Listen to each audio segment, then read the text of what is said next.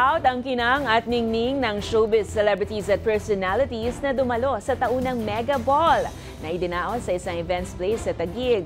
Ang ilan sa kanila kinilala sa Mega's Pinoy Pride Awards.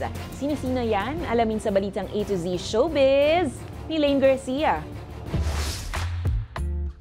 Maningning, glamorosa, at talaga namang kavogang outfit ng mga fashionista sa katatapos lamang na Mega Ball 2025 Fashion Plus Dance nitong Huwebes, June 12 na ginanap sa isang events place sa BGC, Taguig City.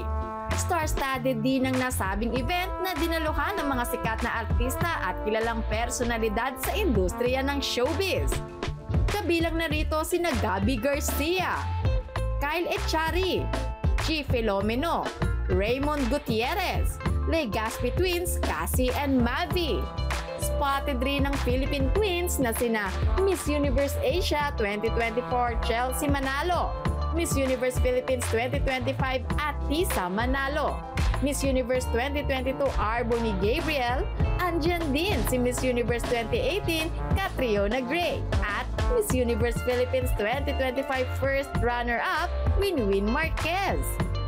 Pero hindi lang pabonggahan sa orahan ng labanan dahil kinilala rin ang mga natatanging Pilipina sa Mega's Pinoy Pride Awards na sina award-winning actress and BAFTA nominee Dali De Leon, fashion icon and actress Heart Evangelista, celebrity doctor na si Vicky Bello, at ang YouTube sensation na si Niana Guerrero.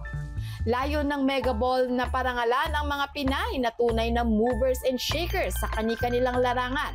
Mga babaeng may makabuluhang ambag, nagpapakilos ng inobasyon at nagbibigay ng pagbabago habang iniiwan ang kanilang tatak sa pandaigdigang entablado. Congratulations! Para sa balita A to Z Showbiz, Lane Garcia.